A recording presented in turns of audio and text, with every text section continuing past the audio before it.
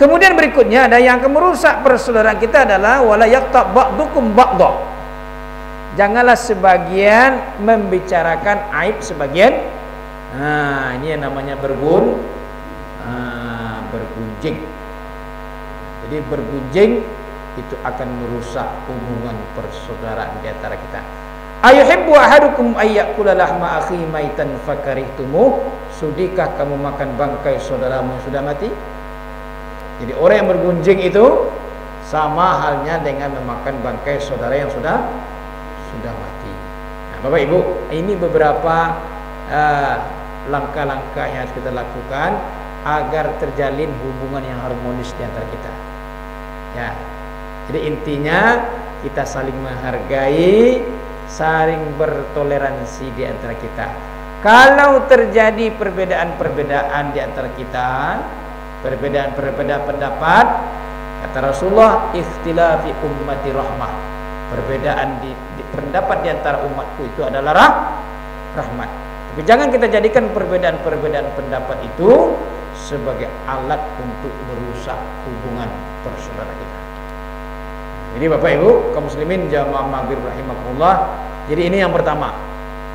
Kenapa Allah hancurkan negeri Sabah? Karena mereka tidak bisa menjaga ukhuwah persaudaraan di antara mereka. Kenapa Allah hancurkan negeri Sabah? Karena mereka tidak bisa menjaga persatuan dan kesatuan. Makanya Bapak Ibu, negara Wakwa yang banyak pulaunya banyak, provinsi banyak, sukunya banyak dan sebagainya, memang penting sekali ini persatuan dan kesatuan. Persatuan dan kesatuan itu harga mati. Kalau awak tidak bisa menjaga persatuan, ini akan mudah asing masuk. Ya. Jangankan di negeri kita, di negara awak, awak musyawarah berapa? Kalau ada kompak apa?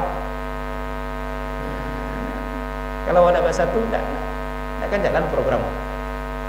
Kalau ada blok-blok, ada geng-geng. Gengku jadi ketua, gengku tidak mau datang musalah. Kadang-kadang kan gitu Pak. Kalau tidak diangkat jadi musallahnya, tidak jadi ketua, musaji musallahnya tidak mau datang musaji dia. Kan dibeda-bedakan, dipisahkan. Persoalan ibadah jangan kita pisahkan dengan persoalan pengurus. Oh gara-gara awak tidak menjadi pengurus, awak datang musallah. Anda mau itu dong. Apa ibadah? Nah, jadi Bapak Ibu, ini persatuan itu harga mati. Sampai-sampai dalam Al-Quran itu dikatakan oleh Allah, menjaga persaudaraan itu wajib hukumnya. Ukhuwah Islamiyah itu wajib hukumnya. Jadi rahasia yang pertama, kenapa Allah hancurkan negeri Sabah? Karena mereka tidak bisa lagi menjaga persatuan dan kesatuan. Kemudian yang kedua, kenapa Allah hancurkan negeri Sabah? Karena mereka tidak bersyukur atas nikmat yang diberikan Allah. Itu kunci yang kedua. Waskurulah, kata Allah, bersyukurlah kepada Allah. Waskurulah baldatun thayyibatun wa rabbun ghafur. Negerimu adalah negeri yang baik, Tuhanmu adalah Tuhan yang Maha. Jadi, tapi kalimat bersyukur ini tidak diamalkan penduduk negeri Sabah. Jadi kenapa Allah hancurkan negeri Sabah? Karena mereka sudah kufur. Zalika jazainahum bima kafaru. Itu dalam ayat ke-17 tadi. Demikianlah kami beri balasan kepada orang yang ingkar. Wa hal nudazi illal kafur. Sesungguhnya kami tidak akan memberikan balasan kecuali kepada orang yang kufur tadi. Orang yang kufur ini. Jadi ini yang pelajaran yang kedua yang bisa kita ambil, yang bisa kita petik cerita negeri Sabah. Kenapa Allah hancurkan negeri Sabah? Karena mereka sudah kufur nikmat kepada Allah. Bapak Ibu, kalau kita bandingkan apa yang terjadi di negeri Sabah, Indonesia ini sama halnya persis negeri Sabah itu. Negeri kita, bangsa Indonesia, negeri yang melimpah ruah curahan rahmat Allah kepada kita. Sehingga ada orang yang mengatakan tungkek saya di Campaan bisa Nah, bisa menjadi kan kan, bisa kita nikmati negeri yang subur. Jadi kalau kita analogikan Indonesia itu sama halnya dengan negeri Sabah, melimpah ruah. Karena melimpah ruahnya sumber kekayaan alam bangsa Indonesia ini, orang-orang Eropa, orang-orang Barat, batu apa Ibu? Silanya bahasa awak titik aidiu yang menculik Indonesia gua. Menjadi incaran ya negara-negara Eropa. Cuma sayangnya tidak terkelola, kan begitu. Luar biasa sumber kekayaan alam. Itu di Papua itu namanya Freeport. Luar biasa sumber kekayaan alam.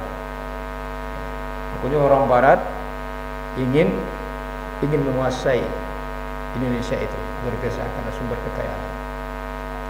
Negeri kita itu dinamakan negeri yang dilalui oleh garis khatulistiwa, yang hanya dikenal dengan dua musim. Musim apa ini? Musim panas, musim hujan. Itu ya Pak ya. Bandingkan dengan negeri-negeri yang lain. Di Jepang tuh berapa musim tuh Bu? Ampek, panas, hujan, salju, semi, gugur, aman. Nah, kita di Indonesia ini negeri yang dilalui garis khatulistiwa luar biasa. Ya. Ketika negeri kita tidak kita kelola dengan baik, maka apa yang terjadi pada negeri Sabah itu bisa saja terjadi pada bangsa ini. Bisa juga dihabiskan oleh Allah. Jadi apa yang terjadi pada negeri Sabah diceritakan Allah dalam Quran bisa saja terjadi pada negeri kita Indonesia. Karena bibit-bibitnya itu sudah mulai muncul Bapak Ibu. Sudah mulai muncul nak. Ya, banyaknya terjadi bencana akibat apa? Akibat ulah manusia itu sendiri. Jadi Allah hancurkan negeri itu karena ulah manusia itu sendiri. Jadi kuncinya yang kedua tidak bersyukur. Nah. Lalu pertanyaan berikutnya adalah apa yang dikatakan syukur itu? Syukur adalah mempergunakan nikmat Allah sesuai dengan kehendak Allah, kehendak pemberinya yaitu Allah. Jadi orang yang bersyukur itu adalah mempergunakan nikmat Allah sesuai dengan kehendak Allah. Ketika kita diberi jabatan, diberi amanah, kita pergunakan jabatan dan amanah yang diberikan Allah itu sesuai dengan kehendak Allah. Jabatan itu dalam rangka mengabdi atau ibadah kepada Allah. Ketika Allah berikan kita harta, kita pergunakan harta itu dalam rangka mendekatkan diri kepada, nah itu yang bersyukur.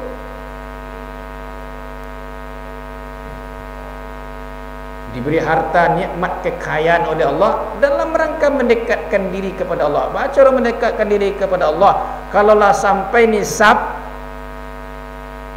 ya kadar batas minimal wajib berapa kita zakatkan, lah sampai haul lama setahun akan keluar zakat, itu dalam rangka mendekatkan diri kepada Allah.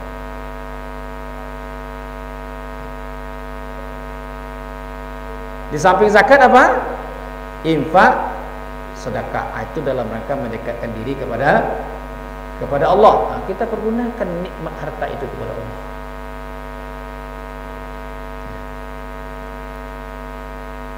Bahkan ketika kita diberi oleh Allah yang namanya anak, kita pergunakan nikmat Allah itu sesuai dengan kehendak Allah. Ketika kita diberi anak, maka kita amanah. Kita didik anak kita ke jalan yang benar. Nah, itu namanya mensyukuri nikmat Allah. Sebab ini Bapak Ibu, banyak orang tua lamalihnya Macam lihat perangai anaknya, daripada dia anak. Hang berhang, heng berheng, hang kata hang. Madar mana anak macam. Ayo itu nak ketujuannya anak apa? Anak kalau dia buat pedian gitu itu ketujuannya. Dan nama apa itu sudah. Memang tugas awak itu.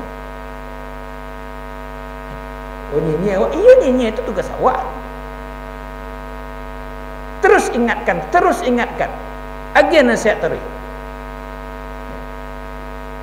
Bapak Ibu, kalau anak awak sekolah, pantau.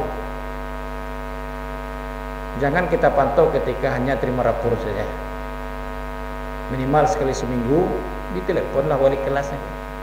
Mbak, anakmu sekolah. Kadang-kadang kecewa anak awak datang juga ke sekolah. Padahal tidak belajar. Sampai pintu sekolahnya belok ke internet, belok ke lapangan, datang ngaji. Banyak begitu, banyak orang tua nak kecoh ada perangai anak. Cuk hari sekolah pak, nanti boleh sekolah. Ada banyak orang tua yang kecoh. Jadi awak betul-betul sempurna mendidik. Ya, maksimalkan mendidik. Kalau nyupai berangkat ke sekolah nak, beko di sekolah, ya, dia macam kah? Dia bikin ulah, lah pulang, pulang langsung pulang ke rumah, bikin nasihat. Tiba di rumah, terus maghrib dia bisa, jangan buka keran, keluar. Udah tugas nak, udah PR nak, kontrol, ada itu mendidik tu. Dah kamu ditolak PT 10,000, 20,000 sekolah lagi PT. Tak ada lagi nasihat. Tak ada diperhatian, tak begitu mendidik tu. Apa lapis je PT 20,000. Nah, itu tu. Harus buat kontrol.